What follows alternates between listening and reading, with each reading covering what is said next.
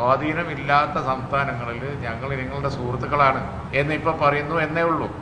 സ്വാധീനമുള്ളിടത്ത് അവരുടെ മേഖലകളിൽ എന്ത് നടക്കുന്നു എന്നുള്ളതാണ് പ്രസക്തമായിരിക്കുന്നത്. അതിപ്പോൾ ഛത്തീസ്ഗഡിൽ മാത്രമല്ലല്ലോ, പല സംസ്ഥാനങ്ങളും നമ്മൾ കാണുന്നില്ല. അവരുടെ സ്വാധീന മേഖലകളിൽ മറ്റുള്ളവർ സേഫ് അല്ല.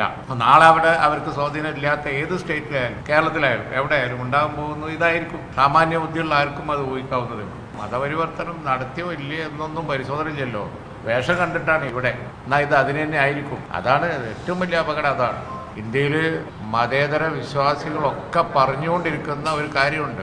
ഐ വാഷിങ്ങിന് വേണ്ടി BJP എന്ത് പറഞ്ഞാലും ശരി, അവരുടെ യഥാർത്ഥത്തിലുള്ള നിലപാട് കയ്യിരിപ്പ് ഇതാണ്. വേഷം കണ്ട് ഉടനെ അവരെ സംശയിക്കുകയാണ്, ഉടനെ തന്നെ അറസ്റ്റായി കസ്റ്റഡിയിൽ വെക്കലായി, ഈ കാര്യങ്ങളാണ് നടക്കുന്നത്. എന്ത് പറഞ്ഞാലും ശരി, രാജ്യത്തെ മതേതര സാഹചര്യത്തിന് ഭീഷണി ഉയർത്തുന്ന സംഭവവികാസങ്ങളാണ് ഇതൊക്കെ. അതിപ്പോൾ വളരെ ശക്തമായി പല സംസ്ഥാനങ്ങളിലും ഈ രാജ്യത്ത് നിലനിൽക്കുന്നുണ്ട് എന്നുള്ളതാണ് ഇത് സൂചിപ്പിക്കുന്നത്. ഞങ്ങൾ അതിനെ ശക്തമായി അപലപിക്കുകയാണ്.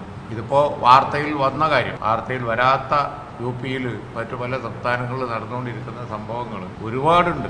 അനുദിനം നടന്നുകൊണ്ടിരിക്കുന്ന സംഭവങ്ങൾ നമ്മുടെ മതേതര പാരമ്പര്യമൊക്കെ അപകടത്തിലേക്ക് പോയിക്കൊണ്ടിരിക്കുകയാണ്. അത് തന്നെയാണ് ഈ പരസ്യമായി വലിയ വർഗീയത ഒക്കെ പ്രസംഗത്തിലും പ്രസ്താവനയിലും ഒക്കെ ഉപയോഗിക്കുന്നതിൻ്റെ കാരണമൊക്കെ ഇതാണ്. കോൺഗ്രസ് ഈ രാജ്യം ഭരിച്ചിരുന്ന കാലത്ത്, മതേതര പാർട്ടികൾ ഈ രാജ്യം ഭരിച്ചിരുന്ന കാലത്ത് കേട്ടുകളില്ലാത്ത സംഗതികളാണ് ഇപ്പോൾ നടന്നുകൊണ്ടിരിക്കുന്ന ഇത്തരം കാര്യങ്ങൾ.